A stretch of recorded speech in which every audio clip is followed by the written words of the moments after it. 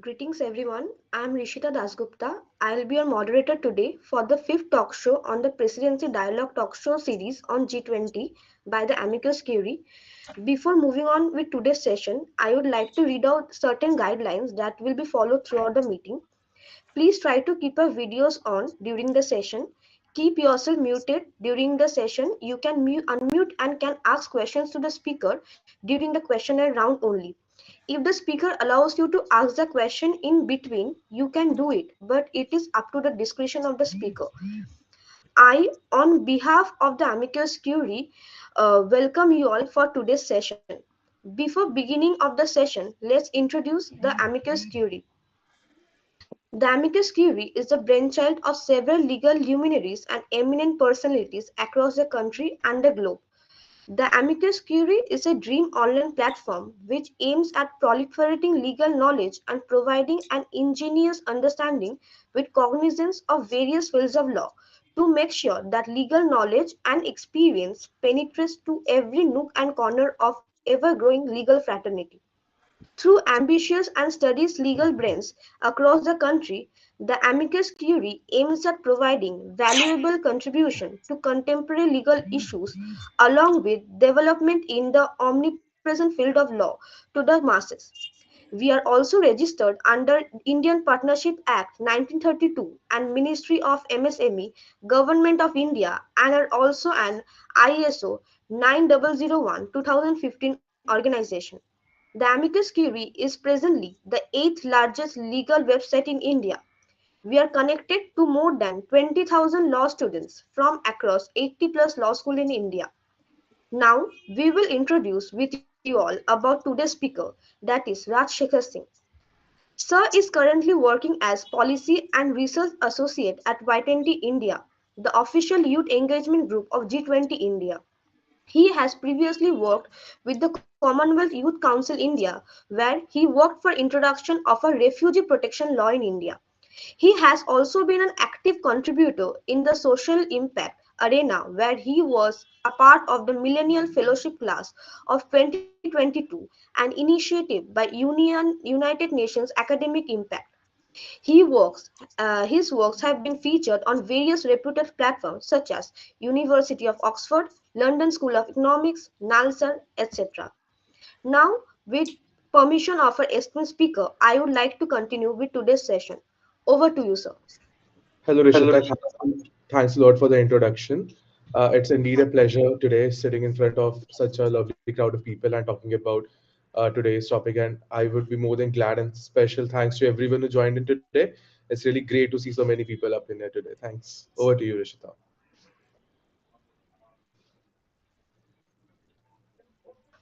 Yes, sir, you can continue with the session. Sure.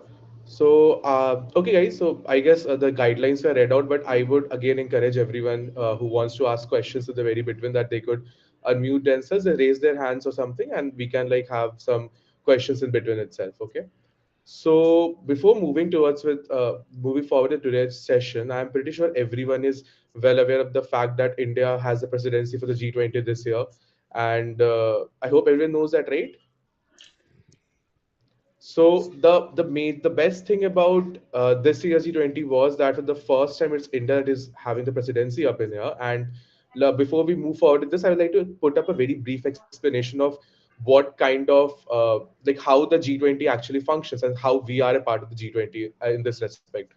So, as we all know, the G20 is actually a pretty much close collaboration of 20 nations, including the European Union, which has its own set of nations in there as well, which work towards certain promotion of interest of all those people in the world. Now, under the G20, we also have different working groups. So we have the L20, which deals with the labor issues in these countries. We have the Y20 or the Young 20, where I was a part of the team itself. So there are a lot of different kinds of working groups which are under this, and I'm a part of the Y20 or the Young 20, which deals with the issues of the youth in these G20 nations. Now, my work primarily in the Y20 is actually to go and look for the policy and research wing. So now I'm pretty sure that most of the people who have joined us today would be from the law background. But however, if there are certain people who are not from the law background, for them, we need to understand that there's a thing called as a white papers where we actually put forward the contentions, the problems that we have, and we deliberate on the policies that could actually help in resolving those issues over the longer periods of time. Now, for the Y20, we have worked on a lot of themes regarding. One of them was the shared future of youth and democracy. Then we also had topics like climate protection. We also had topics which included one of them was the future of work or the Industry 4.0 standards. Then there was peace building and war was one of the other topics as well. So today's discussion we have primarily kept restricted to the future of work and innovation in the Industry 4.0 standards that is upcoming in future, right? So, having worked on the white papers myself, I had the privilege of coming across a lot of data and statistics which not everyone has access to, and to the fact that there are a lot of non-governmental organizations, the NGOs per se, which work in these fields, and they have their statistics which are not made available to the public but are only shared with the government. So we had access to all of those. Now, for the topic of Industry 4.0, I'm very sure that half of the people in this webinar would have at a point or the other come across the usage of chat gpt and the other ai related developments that have been taking place lately. So the problem that the industry 4.0 right now poses is that the traditional means of the industry that or the future of work that which you have envisioned all this while, the entire idea has changed over a period of time. For example, I am very sure that 10 years before, no one of us would have thought that we could get the food that we want delivered to our addresses and that to within 20 minutes. And with the certain other apps such as Blinkit, Dunzo, all in the market, the same is being done in 2 minutes, which is just very fascinating to see. Now, even though we are into the sort of the professional category of people who work, there are other people who work into these labor markets as well, which includes the normal day-to-day daily laborers, the other the other less demanding skill jobs where people actually work, which are pretty prone to replacement by the AI and other things. So even in the Y20, we had a huge deliberation on what exactly would be the future of work.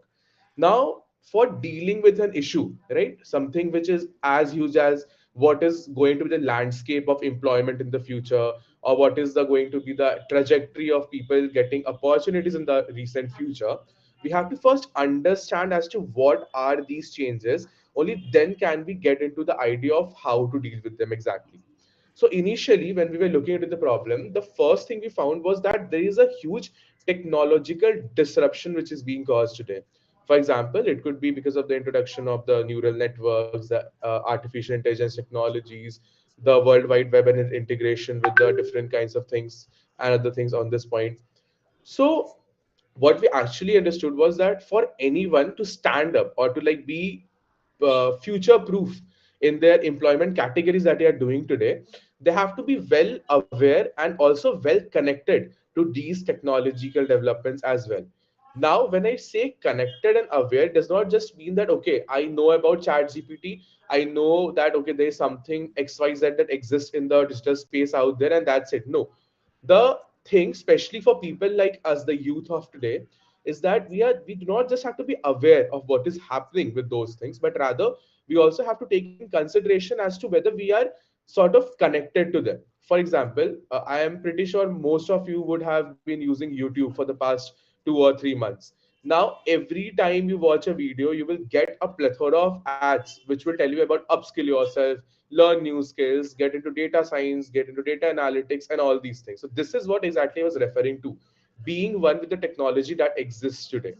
So, what we actually came out with a solution to this curve of employment that would come in the upcoming years was that there are three major words which we have referred to.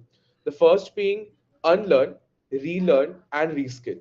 So, these three words have to be seen in a pyramidical sense that first we have to unlearn whatever we know as of today, then we have to relearn those things from the perspective of what is happening around us, and after relearning those things, we have to reskill ourselves into a way so that we can actually develop the requisite skills for dealing with the same.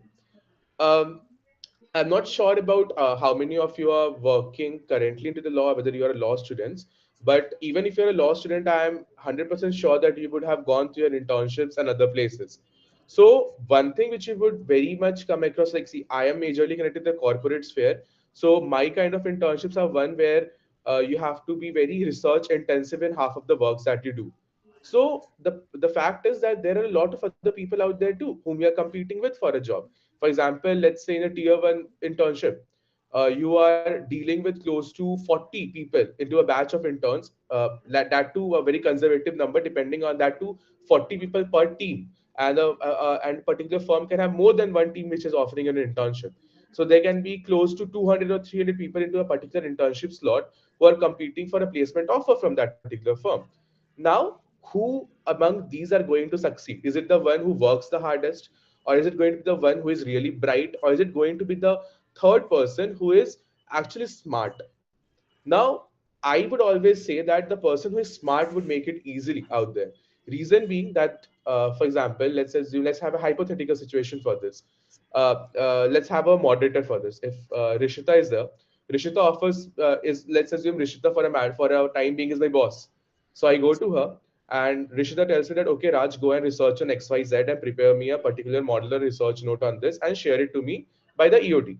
I said, fair enough. I go back to my desk. I start working on it like a very normal law student, and I will just work on it day and night. I will just go through plenty of pages on pages and pages, and then I will find and sort of compile everything that I get into it, and I may give it to Rishita. Now, there's a high chance that whatever I did was pretty up to the standard, and it was fair enough for what Rishita asked me to. But it took me almost 4 hours to do that particular task. Now, with the recent development in technology, it's very easy to go and find out something. Now, the same case again. I am someone who is smart. Let's assume. Let's assume I would say that. I am smart on that. So I go and I get into that work. I use keywords for my search. I deploy my artificial intelligence scanners through it, and I sort of instead of reading through the plethora of materials available there, I just sort it out in a way so that I have an easier access to all the information that was given. So I was able to produce the same result within 1.5 hours. And it's very striking to note that if as a first person, went and submitted it to my boss, and I again as a second person went and submitted it to my boss, and my boss looks at both those results, this is a very common practice, and he finds that I was able to deliver the same thing within 1.5 hours, which the other person delivered in the upcoming 4 hours. So the point that I was smart enough and efficient enough in my work would provide me an edge over the people. So this is what is the integration of technology into everyday space. It's very easy for you now that even though beforehand we had to go through the hassle of search engines, the various links that came about, visit them manually one by one and figure out which one were relevant and which were not. But now, with the introduction of even, right, I guess a few days back, Microsoft introduced their Bing search engine with the integrated AI technology in it, which is second generation of Chat GPT because it has access to internet now as well. So these kinds of things are not just something which you have to just see and use for leisurely purposes only. This can be very good professional tools which can help you upskill yourself. This was the point of where we forget how to do things normally. So it was our first agenda of unlearn. So the idea that you have to go through 20,000 pages only, then you can make a competent research has to be forgotten about. You have to unlearn that teaching which was given to us. The next skill comes as relearn. Now, what I do is I try to learn the more efficient part to the same thing. I'd learn how to go and deploy these search engines or use these chatbots or use other things and all the considerations out there for searching my particular query.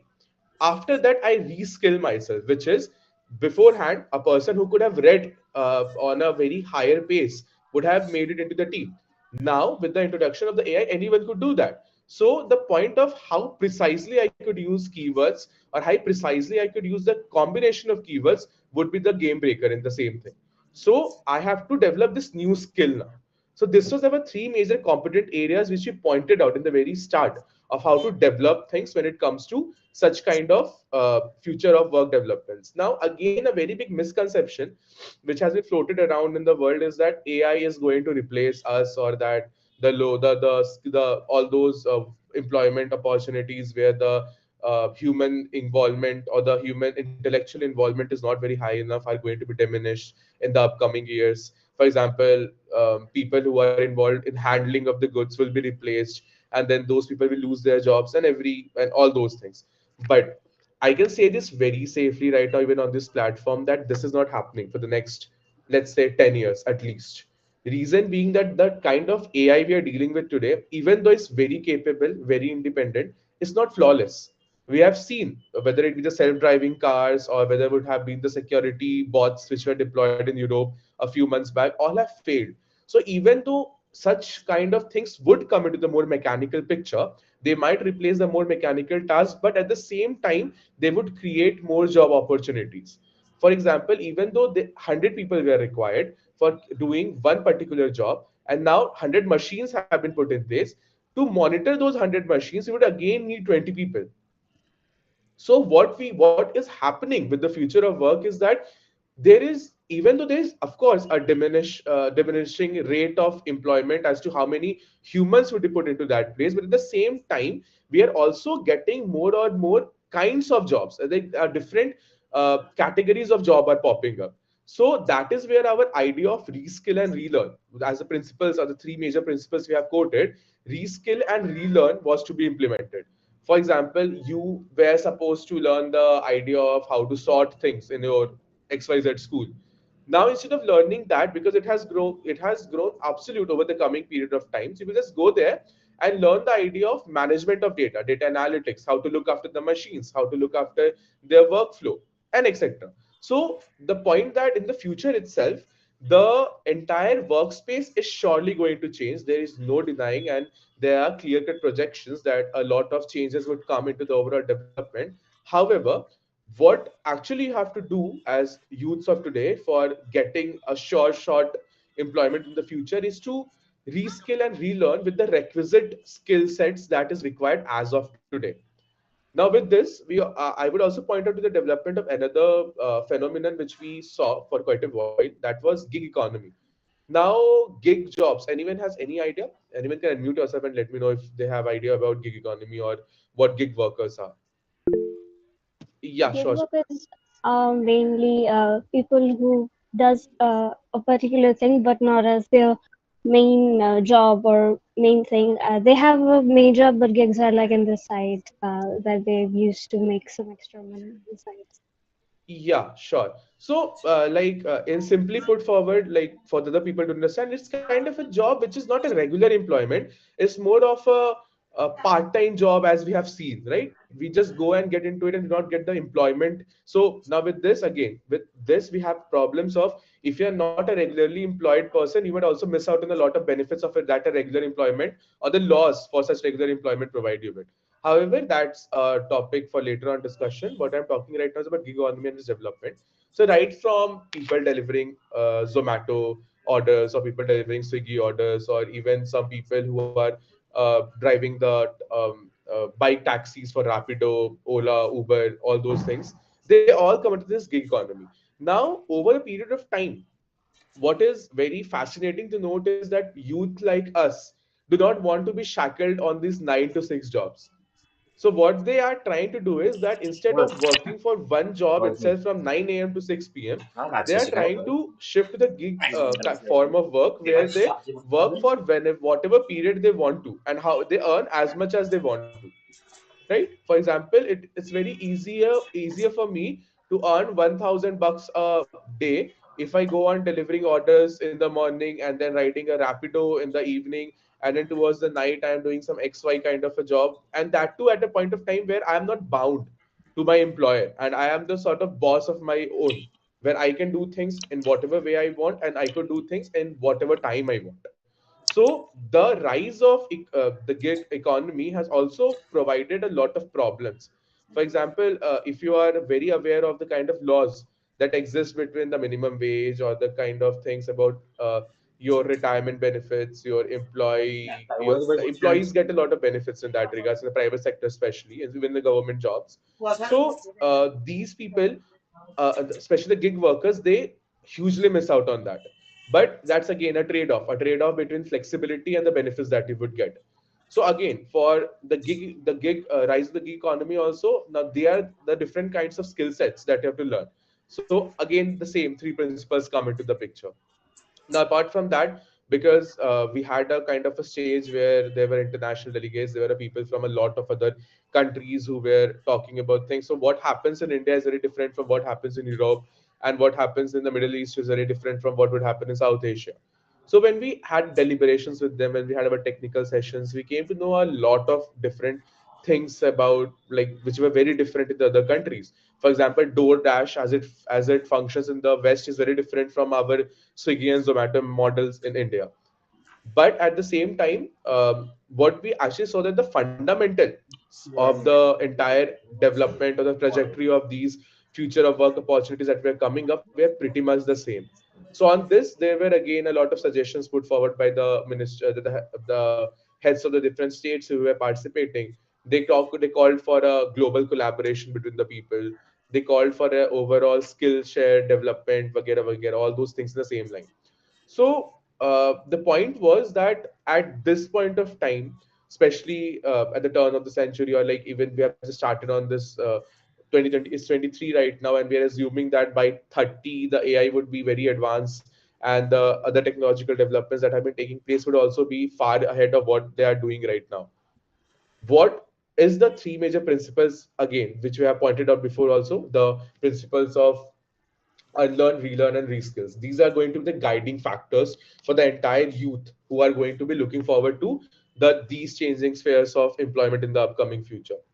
Apart from that, if we look at India and India's response to this entire changing contours of employment in the future, I'm sure that there are a lot of you would have heard about initiatives like the Skill India movement, right? So the entire idea of Skill India movement was to inculcate these skills which the future youths would need for development, or like for moving forward with doing greater things as to what they're supposed to do right now.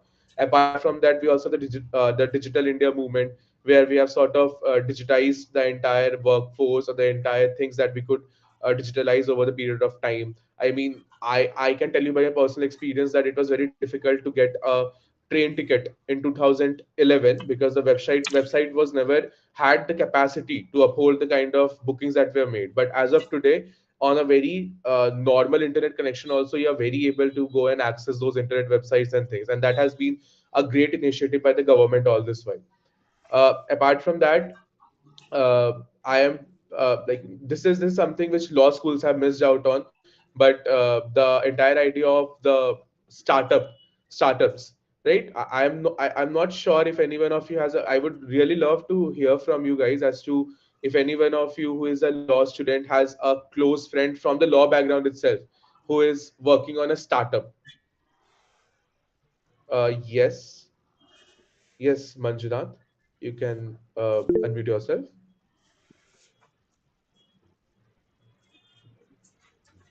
Hello, Yes, hello, good evening, everybody.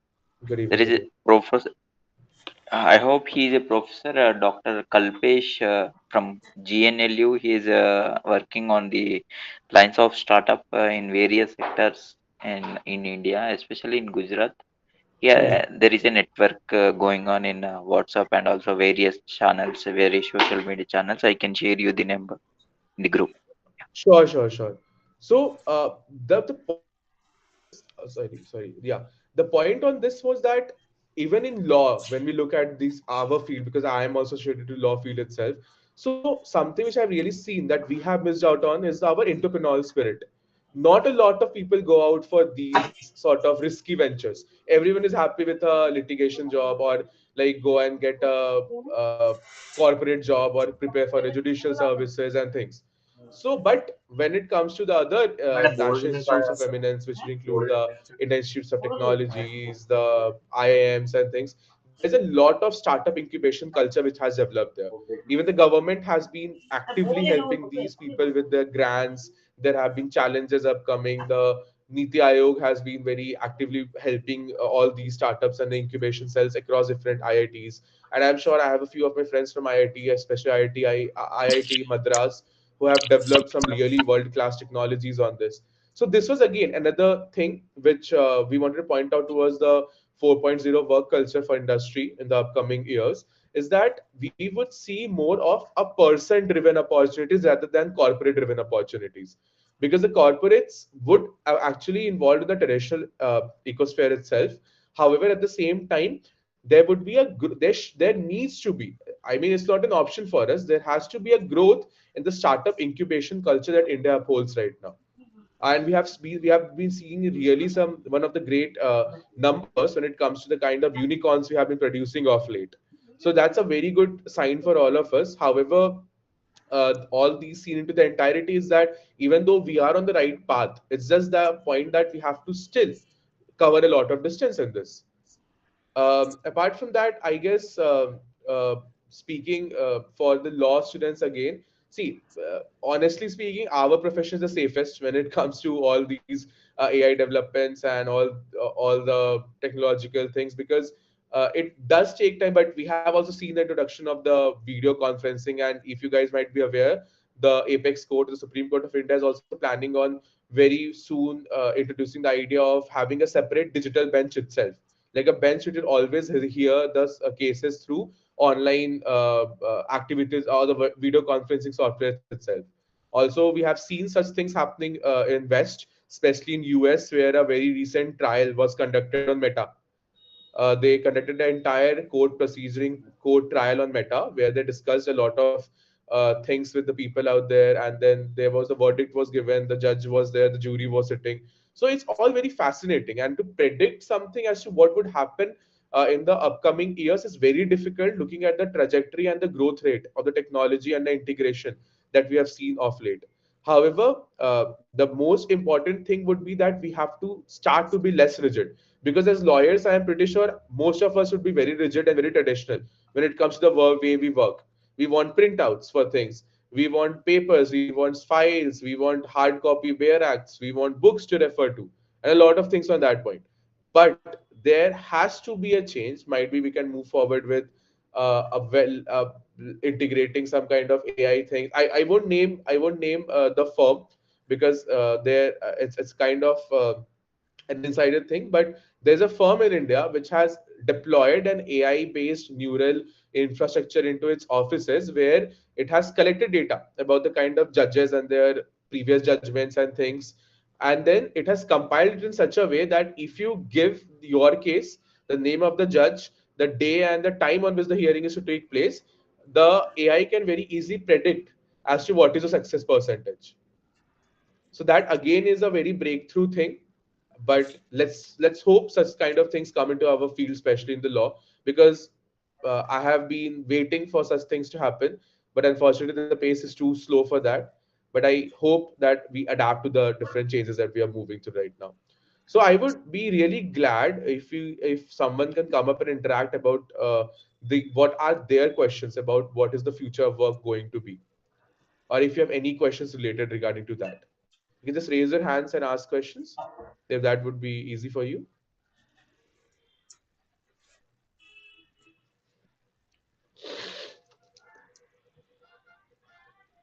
Uh, is there anyone who has to have any questions on this?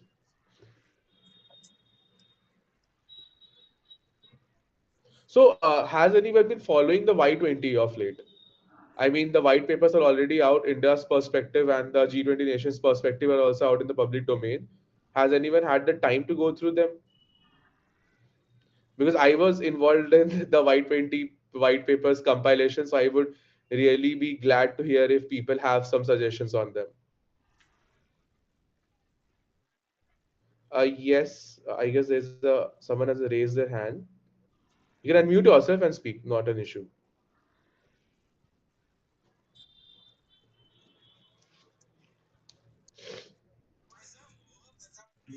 Someone has raised a hand, right, Rishita? I guess Arnav. Yes, sir, a lot of them. Yes, Arnav, please go ahead.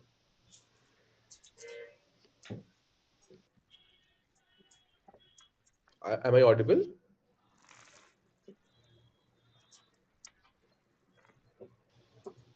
Sir, I think he's having some technical issue. You can move on with another participant or another speaker. Yes. So the other person who has raised his hands is Mr. Manjunath has also Manjunath. raised his hand.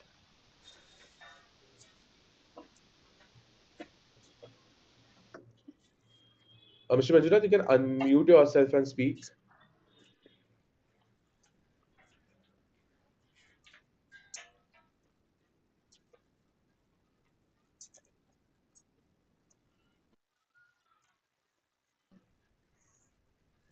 I guess maybe I guess they have some technical issues or something. They cannot hear us for that. So, any other one? Any other person who has any questions? Or like if you also have to have questions regarding Y20, if you want to associate with it, if you have to work for it, or like how you can contribute to the G20 and India's perspective on it, we'll be more than glad to help on that as well. Because I work especially with the law and policy, the research and policy thing. So people who have the law background, you are much needed there because even I have felt that there are a lot of people, much more, especially young people, because that is one thing which is very sad for our country that the youths who want to do something for the country only see UPSC as the only option out there for getting and doing something on there. But I would expect the other people who are in this meeting right now, especially law students, to come at and tell us if you want to be part of the Y20 or if you have sort of want to work towards any of the things which are associated with it. Yes, sir. Can you share on how to join Y20 and how to work with them? Okay, so telling you about my experience as to why I was made a part of the Y20. So when you work for the research and policy, I so as I told you, the Y20 is the official youth engagement group for G20 India, and we are a team of close to uh, 12 people, including my higher ups, who have been selected on the basis of their experience previous beforehand on their working with the research and policy across different teams. So for Y20, how the things work is that when the Y20 the team was made, so Ajay Kashyap ji, who is the head of, he's a convener for Y20. So he appointed a team of other people who were the five bosses that we call them as the secretaries across the different departments, which include policy and communication, partnerships, and then Ms. Drishti Rawal, who is my superior in this, and She's a secretary for research and policy at the Y20 India. So I have been I guess Rishita already informed you that I have been previously working with the Commonwealth Youth Council regarding the refugee affairs, and then I have also been working for my state government for the past. I worked with my state government of Jharkhand for past 9 months regarding the different kinds of legislative and the policy issues that were into my state, and we also sort of created a delegated legislation which is now in force in my state. So for that, because of my previous experience with working, I was appointed as an associate at that place. However, apart from me and my position, there are also positions such as the assistants and the interns who work and are generally allotted work for the different purposes which the research associates provide them with. So what anyone who wants to be a part of this Y20 thing could do is if you have previous experience. So now again, experience is a must because what we are doing is a very sensitive and very crucial work because it's a sort of work which reflects India and its values on the global stage. So the documents or the white papers that we prepared would be sent to all the G20 countries whose who's like the other people in those countries would be reading through them as well. So whatever work we do is a representation of what India thinks and what India wants. That is why experience is one of the major criterias on which you are selected. So people who have a previous working experience on policy and research. Now this can be anything. It can be purely corporate policy and research, or it could be also be legislative policy and research. Anything of that sort can apply by writing to policy@y20india.in. You just send a mail in there, and based on that, as and when the vacancies open up, because we do not keep vacancies open up. If we have vacancies, then we have close to 500 or 600 applications for one position.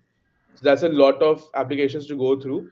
So many times we don't even have vacancies because we generally sort through the same applications that have come forward. However, if you want to be a part, I would strongly suggest that keep a track on the LinkedIn page of Y20 India, because that is where we mostly point about the vacancies. And once there is a vacancy about there, you can apply as per the instructions provided in that particular post. So people, so you have to have two things. One is prior experience in these fields, and second, you have to be enthusiastic because you are going to be working for your country, and that's a very important position, and you just cannot be. I mean, you have to be very attached to that particular position. You have to contribute towards the nation building. Apart from that, any other questions?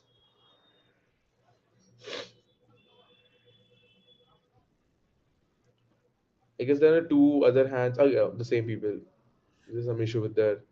Anyone else has any questions regarding the Y20 or the kind of other topics related, other questions related to the topic itself?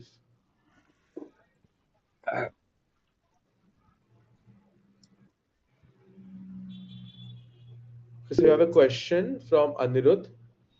Is introduction of AI and IT in legal field safe enough for delivering a fair and unbiased justice? Yes, again, Arnav, again, Anirudh, it's a very good question because I have been also very skeptical about the same because if you look at how AI actually works, what we believed earlier was that AI is nothing but a representation or outcome of the data sets that we feed into it. And there have been instances where AIs have really sort of acted in a biased manner based on the kind of data that was fed into them. So, talking about AI and IT, I believe that right now we are working towards, like, even when we talk about the neural networks. So that's why I told you for the next 10 years we are still safe. The reason behind it is that the AI is still not conscious enough to understand about whatever things are happening around it without humans feeding data into it. So in the current state, of course, introduction of AI and IT in the legal field would not be a good option. But who knows what happens 10 years down the lane? Maybe we could have an AI which has the potential to break the barriers of this outgrown boundaries which have been imposed on them and think out of the box and act for itself. Because see, end of the day, if AI is fallible, so are humans. That is why we have an appeal mechanism for the same as well. So what could be a very good option for implementation of AI in the near future could be introducing it in the lower codes first, so that even if there are errors which occur, even if there are problems which occur, the same could be appealed before the benches of the High Court or the benches of Supreme Court, as the case may be. So that is one of the ways the AI and the IT could actually be implemented in the legal field, and there could be a harmonic way of introducing it in the next decade or so. Then we have a question from Riddhi. Would there be any legal implication related to gig work? Okay, yes, Riddhi. I guess the problem with half of the gig works is that they are very unregulated. Now, I do not know how closely you all follow the news, but if you may know, in Maharashtra, Rapido is already banned. So is the case with Kolkata, so in West Bengal and many other states. Now, the thing is that even though it's half of the gig economy, even though there are a lot of other gig opportunities where you can work legally, there are many other upcoming or the things which come up very soon about it is that they are not well regulated. Now, with implication, one of the major implications of gig economy, as I already pointed out before, that is the fact that it sort of fails to provide the requisite protection or the level of protection that an employee would get, right? For example, if you are working for a particular company for close to 5 or 6 years, there are legal regulations for it. There are legal obligations on the employer to provide you with PF. There are legal regulations to have some kinds of other funds for you saved up, so that when you resign or when you move up, you have some kind of gratuity in their hand to actually move forward and do things on your own. So that's one of the things. However, at the same time, there's also it also needs to be noted that we cannot say directly that there's a legal implication for gig work, but as of now, because the gig works or the gig economy itself is a very nascent in its very nascent stages in India. That's what I would call, because it's been here for, I guess, maximum of 5 or 6 years. It will take some time, but there will be surely a harmonization between the existing laws and the gig work. For example, even I guess 2 days back, the government introduced there have been a spree of laws that will be introduced pretty soon. One of them would be the Digital India Act. Then we also have the DPDP bill, which is already upcoming. And then a lot of laws are being released to meet these changes in the way we are seeing things, or the we are sort of assuming things would turn out in the future. So all we can do is right now sit back and see as to what the legal developments occur. And but yeah, right now there are a lot of problems. There are problems of moonlighting, people simultaneously doing two jobs, or like doing a job and then sort of performing a gig work, so which is not allowed as per a lot of terms and conditions in many of the employment contracts. So there are like Wipro case. I'm sure many of you have listened about the moonlighting Wipro case. So these cases are actually something which do reflect on this. However, it will take another 2 or 3 years for things to actually be harmonized in a way that things work pretty comfortably. Oh, so okay. So we have another question from Anirudh. Isn't it a disadvantage for a veteran lawyer who is strictly traditional and not reading technology? Won't his thought exactly, Anirudh? But then again, if you believe this, that it's a disadvantage for a veteran lawyer, so I would just quote the lines from my favorite Charles Darwin, who always says this, that uh, like whatever we are doing right now, the entire survival is those of the fittest itself. And I believe that the fittest people in this world would be someone who could keep themselves up with the changing times. So even if it's a veteran बाद lawyer, में just as a खोदेगा cherry तो on the top. 24 I mean, you're a veteran underground lawyer, you floor. already have an understanding of the work. Why not reskill yourself? Why not learn a few more skills? Why not Yes, just learn how to get yes, printouts or exactly. present it on a PPT and learn to type documents? So even Correct. though it might look like why we are subjecting such people to do it, but that's just Yes, how humans are supposed to be. They are constantly yes, out on a search to look for problems and solve them, and to learn and to develop new skills and to move forward with the changing world. That is what is our aim as human, should always be. So सही है I वो. get that question. However, again, my views on that is a different thing. I mean, of course, it's going to be a disadvantage for the veteran lawyer, but then again, for the greater good, it's always expected that people do not sort of get stagnant in their approach, but rather take up a very dynamic approach towards the things. Learn, and learn every day. Okay, so Anirudh also has another question. How can AI be implemented for public policy? So Anirudh, again, the public policy thing is a very fragile and very delicate topic, because public policy in itself a very hassle to bring about, because you have to deal and sort of balance the needs and requirements of everyone into society, which is very difficult task. Let me tell you by my experience. But at the same time, what AI can do is that for public policy, one of the major requirements for bringing out a policy which is well suited to the entire population is data. And data regarding that could span across pages. I am not even telling you that pages like 400, 500, or 1000 pages, but across volumes of pages, which could be close 60, 70,000 pages of data.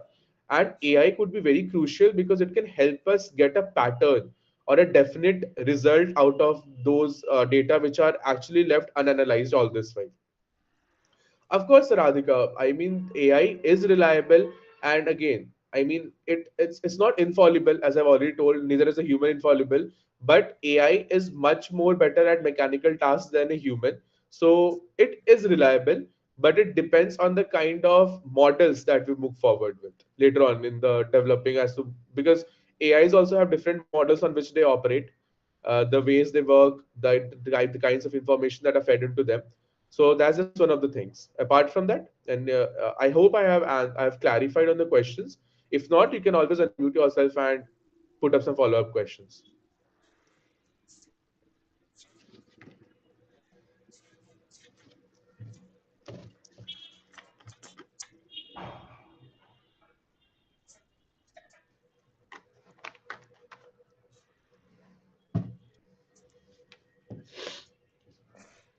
Okay, Radhika. So I guess I've already clarified on this, that many jobs would be at stake again. See, that is just a transition thing, as I told you. I am sure, and that's inevitable, that a lot of jobs would be gone. I mean, the mechanical jobs would be surely gone. I mean, if you have robots who could package your things, there won't be requirement for workers in the factory. But at the same time, to look after those robots, you always will need other people. So those workers can sort of upskill themselves and get a better paycheck and a better standard of working as to what they would be doing at that point of time. Does that answer your query? Okay. So are there any other questions?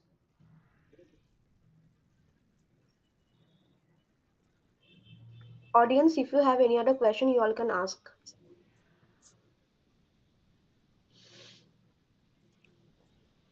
And I would really be it would be really be appreciative if people can just talk, because I am even a law student. I am in my fourth year. So all we are talking about is just from the experience that we have garnered over the period of time of my working with the government departments and getting a stage at Y20. So yes.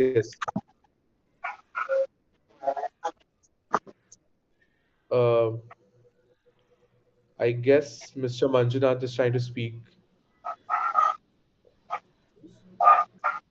The thing is that did you met with the any professors on the lines of AI or any data science like that? Oh, yes, Mr. Manjunath. So regarding this, because as I told you, I was working with the white papers and things. So we were at IIT Guwahati. So there were a lot of people who were working on AI models. But again, my idea is very generalized in terms of AI. Reason being that my area of expertise is more into policy and research.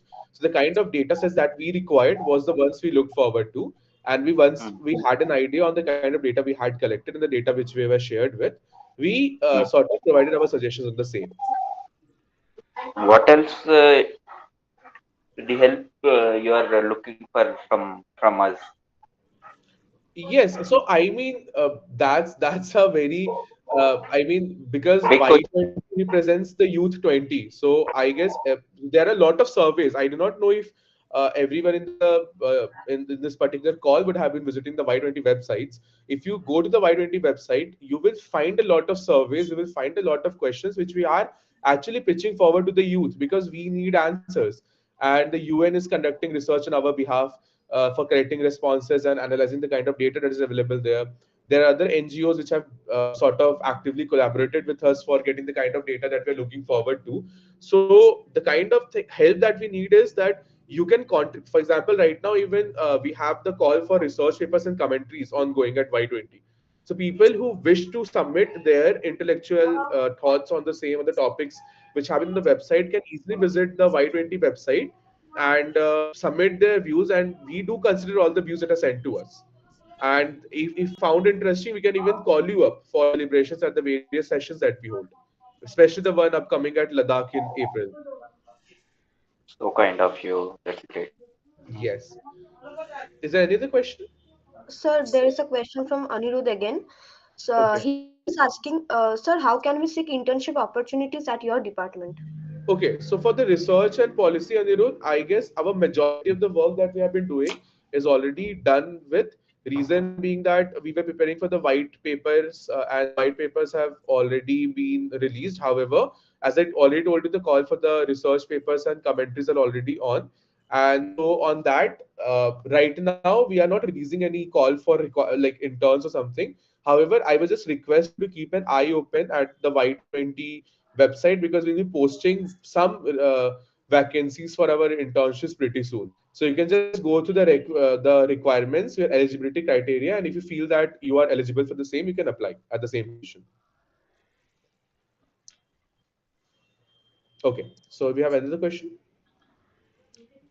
Or else, do you have any other question? Either you can unmute yourself and ask, sir, or you can also write in the chat box.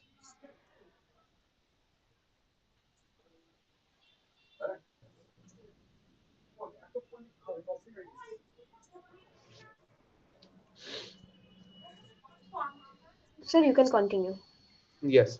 So just to inform everyone in this meet today, so the Y20 is planning on conducting a like sort of they have a session upcoming in April end at Ladakh.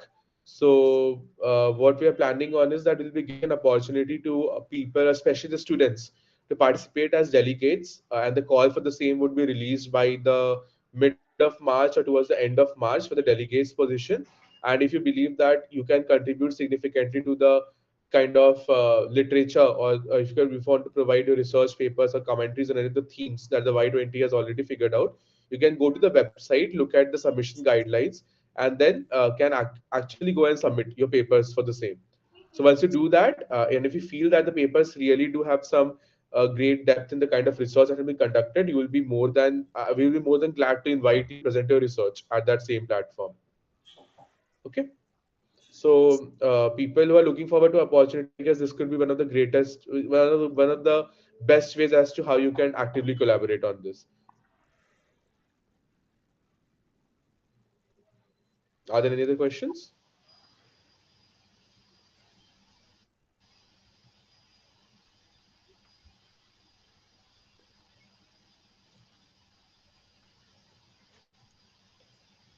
So there are none questions at present. Okay, okay, fine. So, so Rishita, what else are we supposed to talk about? Just a second, just a second. I just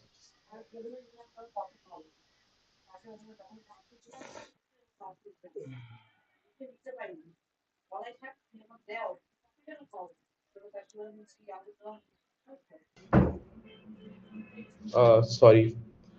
Yes. So, like now again, I guess we have already talked about the our topic and the Y20 thing. So, is there so how many of you are actually interested in working for policy and research in the meeting today?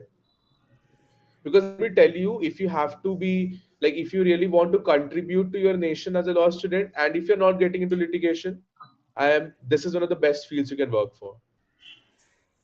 So, I see quite a lot of people who are interested in policy, public policy, to be precise. Great. So, I mean, it's wonderful to see because I do not know a lot of people who are interested in policy. So, for like, let me tell you a good way as to how you can start on your pursuit regarding the same.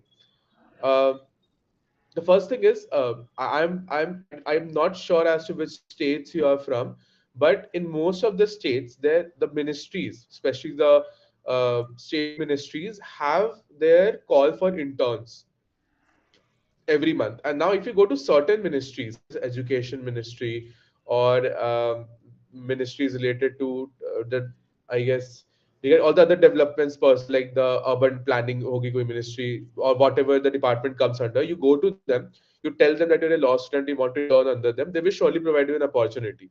Now, if you go there, you will see as to how the internal mechanism works, because half of us believe that it is a legislature which brings up all these policies, but no, the thing is that these are the bureaucrats or the IAS and the IPS officers posted in the state along with the state officers who actually formulate these policies. That is the legislature which finally deals on them and then makes changes accordingly. So the first step in the ladder to get into this public policy as a profession thing would be for you to go and first work with these government departments and get a very good idea on how these governments function. Once you have an idea of how these governments function, you can ask for extensions or you can work more with them so that they sort of involve you into the process. For me, it was I worked with the education department of my state. Initially, I was provided with very clerical works of just copying, pasting things or like proofreading things. But as soon as I started to indulge more into the internship in 2 months, 3 months down the lane, I was given opportunities where I had the task of going through the legislations in different states and then formulating what could be a better option for us, or like if the existing policy that we have in the particular state is suited to the needs of our state, and if not, how to make changes to it. So it's a bit time consuming process in the very start. However, it can be a very good thing later on, especially for people who are in the later stages of their college life, for example, in their third, fourth, fifth year, who do not have so much time in at their disposal. What you can do is that either if you want to not pursue education in the public policy, so like not take up a degree in public policy and just move forward with things. So there is something called as a LAMP fellowship. Have you people heard about it? The LAMP fellowship? Okay. So LAMP fellowship is offered by PRS Legislative, which is sort of a LAMP. LAMP stands for Assistant to Member of Parliament. Fine. So it's basically a law student, and it's only for law students. At the best point. No, not exactly for law students, but a majority of the people who make it through are law students in their LAMP fellows. So what LAMP fellows do is they sort of actively assist the member of parliament to bring about the changes that they want to do, or like with their day-to-day affairs, which also involves this legislation and public policy thing. So it can be very good opportunity for people in their fourth and fifth year to go and pursue the LAM fellowship. Otherwise, for the people in the very initial years of law school, what you can do is you can climb on this ladder slowly and steadily. I mean, go with work with the departments, and from the departments move forward to national agencies, from national agencies, and I guess once you are into the national agencies, there will be a lot of opportunity for you, and it will no longer be you applying for positions; it will be people calling you for helping them out. So this is how you bring your public policy. And the third option is again the formal route of getting your degree. So once you're done with your law or whatever field you're pursuing your education in, you can apply for a master in public policy and from there you can sort of study of the how the public policy works. Very good institute I would say for this is the Tata Institute of Social Science, TIS, Mumbai. Sorry, TIS institute, and it's one of the best institutes out there. Apart from that, there are also courses in like outside India in the Ivy League universities. Then we also have other universities in UK which give the same kind of thing. So public policy, I would say, is something which is very demanding of a field, if you ask me, because you will never have a day off. You will have loads of data, you will have loads of ideas, you will have loads of problems, and then you will also have a lot of issues to deal with. So as they call it, you might feel that okay, you have to do XYZ, so why not just ban this up? But then again, there's a lot of things you have to take into consideration: the law of the country, the bureaucratic ego, the legislative ego, the judicial ego, and how to balance all these things while formulating a policy for the same. So that's one of the things you could do. And Baki, I am pretty sure that most of the people would be good at networking on LinkedIn. So if you find people who have been doing well in the public policy, just go and ask them for help or guidance, and they surely will assist you with that.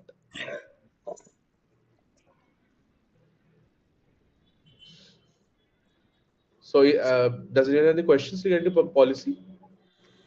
No, sir, not exactly on policy, but do have a question. Yes, So, yes, sure. Abhirup Mandal is asking that do we not need certain kind of restrictions and regulations on AI? Okay, so again, no, for example, if you would go to like for example, if you go to the different kinds of policy documents that India adopts, one of them would be regarding data, non-personal data management policy for India, and Niti Aayog keeps on bringing Niti Aayog MITI keeps on bringing all these regulations and policy as to how to deal with data, how to deal with AI. So I don't think I mean the government also knows for a fact that AI need to be bound by regulations and restrictions.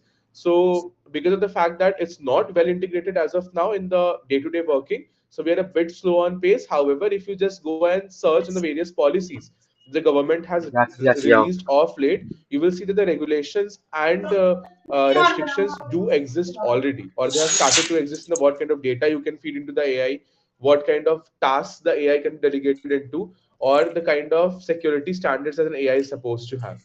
So there are already regulations and restrictions, and I guess the same would keep on evolving over time as and when the need for the same comes into the picture.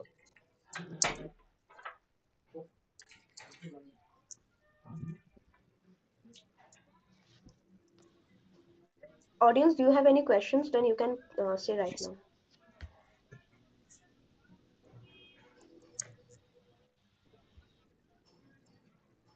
And I guess it will be really appreciable if you can just talk out, because see, even I am a student right now dealing with my own problems, academic life, all the policy things. It's not something very difficult. All it takes is persistence and patience in your field. Public policy, if you have like I have seen so many people who are really enthusiastic towards the same, I can tell you have to be very patient if you are into public policy, because there will be days when you will find that there are no opportunities, and then there will be days when you will be like which opportunity to choose from the pool which is already available to us.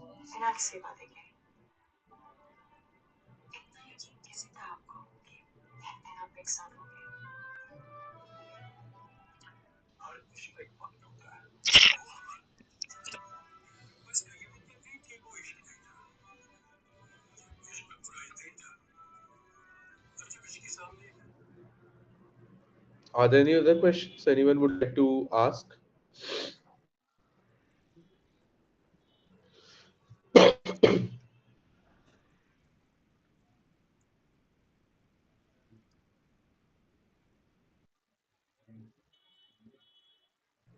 Sure, Anirudh, we will be looking forward to your submissions. And I would really encourage everyone to write for it, because I do not know when this opportunity will again come to us. I mean, India getting the presidency yet again.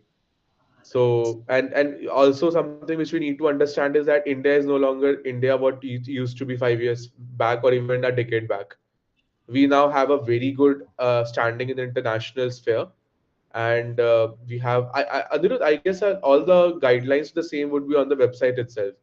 So you can just look it up, because I'm also not well versed with the guidelines, because I will be the screening team only. So also guys, if you are looking forward to a lot of things, understand this, that India has grown out from the idea of a nation which was just another in the list of names, except from the western countries. We now have a very strong position in the international sphere. We have really great standing in uh, the kind of organizations we are a part of. So I am pretty sure that if you want to enter into the diplomacy or the kind of public policy, even, it's really a great time to jump into it, because we would, India, not we, India would need people like us to be a part of it, because we are the youth and it's our responsibility to do things for the same. So I hope everyone would contribute their bit.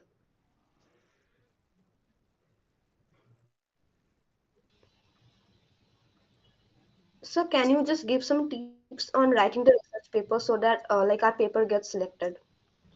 Okay, yeah. So I would suggest that before you write for the Y20, you should first go and understand what do you say, a lot of things regarding, I mean, the kind of idea behind Y20 and the themes that is are selected.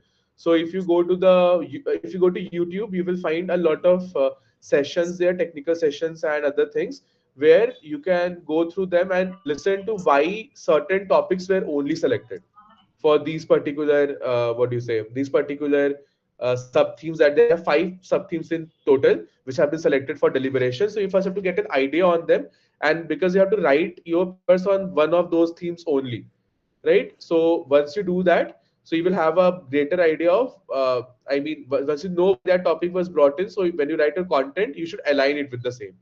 And I guess I do not know if the deadline for the same is existing right now, but so there will be 2 or 3 more upcoming research paper submissions. So if the deadline for the Leh session has passed already, you can always submit for the Varanasi and the Goa session, which will be taking place in the upcoming months. So just keep in mind that you have to write something which adds to the existing literature, which just doesn't add to the existing literature. It's something very out of the box. Or you can always suggest, you can always include more statistics, more data, and something in a way which helps the people of the different other countries to understand what India is. So that could be a very good thing for you to keep into mind while writing your papers. Are there any other questions?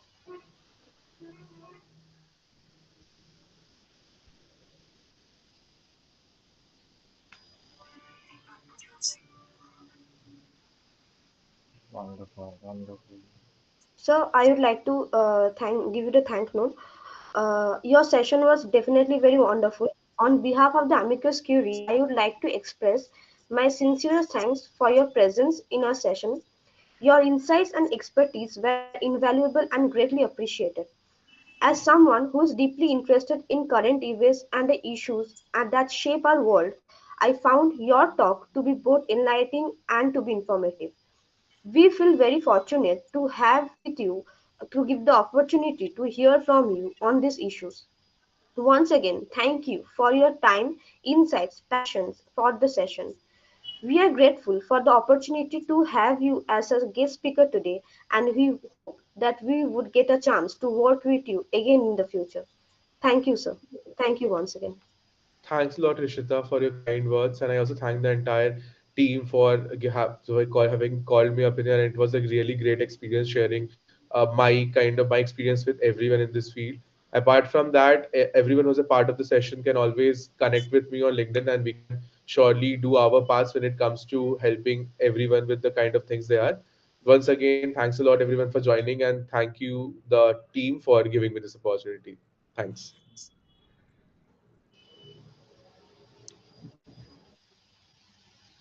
You're welcome, sir.